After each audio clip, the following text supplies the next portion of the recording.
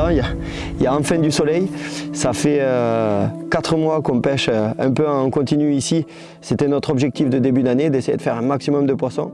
Donc en fait, je vais revenir un petit peu en arrière pour vous expliquer tout ça. On était en décembre, il faisait super froid. Avec Lolo, on a fait une session avec quand même pas mal de touches. Les poissons, on a remarqué qu'ils avaient bien répondu à un préamorçage de 15 jours à l'avance. Et on s'est dit qu'il y avait moyen peut-être de les accoutumer et d'arriver à dérouler à mort pendant tous les mois d'hiver et encore plus au printemps. Donc on a essayé de mettre en place un amorçage sur le long terme pour essayer de dérouler au max. Donc pour que cet amorçage soit le plus efficace et rentable possible, on s'est fixé quelques bases. Déjà sur la durée de l'amorçage, on sait très bien que vu le nombre de pêcheurs sur ce plan d'eau, on s'est cantonné vraiment au mois d'hiver et plus, on s'est vraiment fixé comme deadline début avril. Dès qu'il y a trop de monde au bord de l'eau, de toute façon c'est plus trop vivable de faire un amorçage comme celui-ci.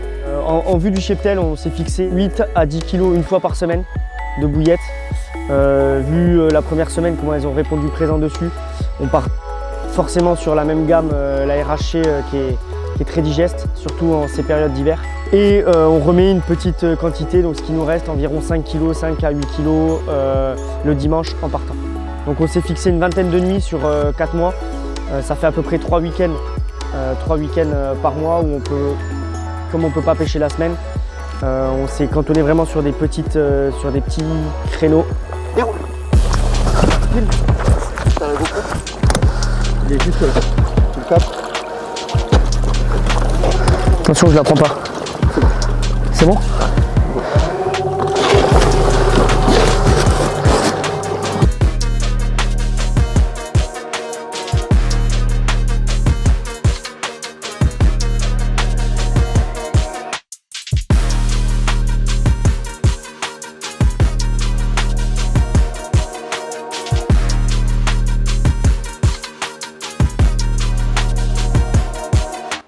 Au mois de janvier, un petit peu en solitaire, Juju était en vacances pendant 3 semaines. Donc j'ai quand même abordé de la même manière que la pêche s'était terminée, sur les mêmes bases, les mêmes profondeurs, avec les mêmes quantités d'appât pour l'amorçage. Donc j'ai quand même touché pas mal de poissons, avec quand même pas mal de rebondissements, surtout sur les profondeurs. Comme forcément au mois de janvier, il a beaucoup gelé, neigé. Les poissons sont descendus, au bout du 2e week-end, ça commençait à descendre, il fallait réadapter les profondeurs. Sinon, on ne touchait plus de poissons. Ils étaient quand même en léthargie, on le sentait hein, sur les combats, sur les départs.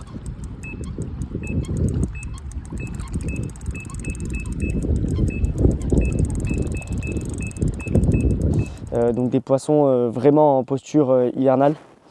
Et quand Juju est revenu de vacances, on a quand même réussi à retourner sur le premier poste, où on a quand même fait une belle pêche avec une nuit avec plus de 10 poissons et 3 poissons de plus de 20 sur les nouvelles profondeurs. Donc des profondeurs bien plus basses que ce qu'on pêchait sur la première session.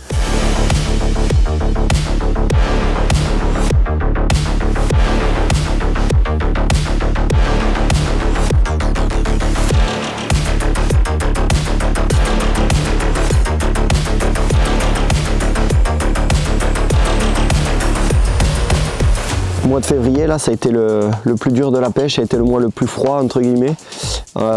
Les couches d'eau chaudes et froides, elles se sont brassées, il y avait de l'eau froide partout, ça a été très compliqué de trouver les poissons. On était sans cesse en train de s'adapter en fonction des couches d'eau, essayer de trouver les poissons, mais c'était très compliqué. On grappillait des poissons par-ci par-là, 4-5 par week-end.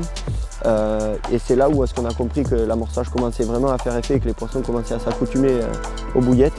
Mais sans ça, on aurait eu vraiment du mal à prendre du poisson tellement elles étaient difficiles à trouver dans la couche d'eau. Et aux premiers rayons de soleil, vraiment une belle journée ensoleillée et tout, on a retrouvé une logique fin février, début mars dans la pêche. C'était le mois le plus intéressant pour la pêche parce que les poissons étaient actifs, donc il y avait toujours moyen d'en prendre et souvent en nombre. Donc il fallait être très efficace, avoir des montages près d'avant, toujours les cannes posées au millimètre, pas perdre de temps avec entre guillemets les plus petites et relâcher vite pour reposer, pour directement essayer de faire des plus gros sujets. Je me souviens d'un week-end complètement au fond du lac. J'étais tout seul avec le chien, on a fait 15 départs 12 départs dans la nuit. Alors il fallait être sur le qui-vive tout le temps, on n'a pas arrêté. Et je me souviens ensuite d'un autre week-end où j'étais avec mon copain Denis. On est arrivé sur le lac, il y avait 14 ou 15 équipes. On a pris le dernier raccoin qui restait. Il y avait quelques poissons sur zone, on les avait repérés en marchant, en bordure. Et en à peine 1 heure, on avait fait 3 poissons le soir. Et un super week-end avec 5 poissons de 20 plus jusqu'à 24,5, 25.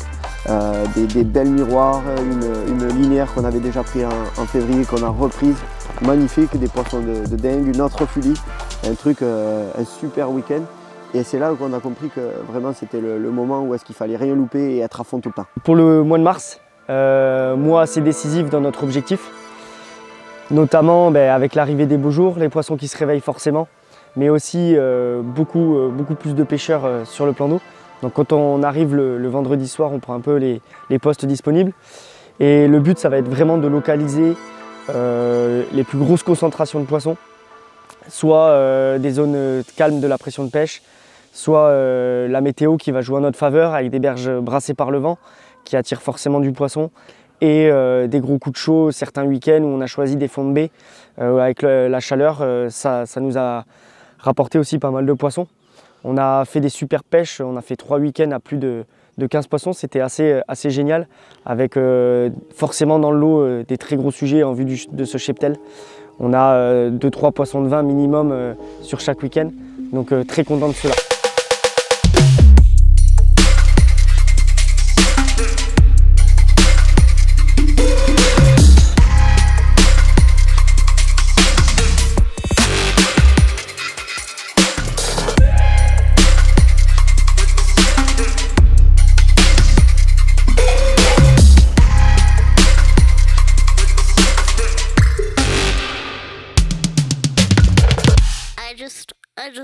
I just want to say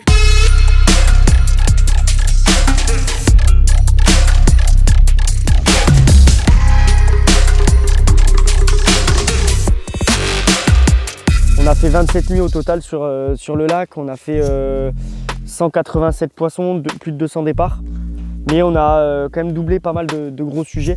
Ouais, on en a doublé quelques-unes, donc ça montre bien quand même qu'elles étaient accoutumées aux bouillettes, qu'elles s'en méfiaient beaucoup moins, qu'elles étaient vraiment comme si c'était de la nourriture naturelle, quoi. Et je pense que c'est encore le cas pendant quelques temps, le temps que ça s'estompe gentiment. Mais c'était vraiment une session de fou. Avec globalement, une très grosse moyenne, comme on s'y attendait. Exactement. Tous les week-ends, on a fait des gros sujets. Donc très content, on espère que vous avez passé un très bon moment avec nous sur ce lac. Et il y a d'autres vidéos des gars de l'équipe, tout horizon différents, en rivière, en lac, en gravière, qui vont sortir courant d'année, et je suis sûr que vous allez prendre autant de plaisir à les regarder. Allez, à la prochaine. Ciao.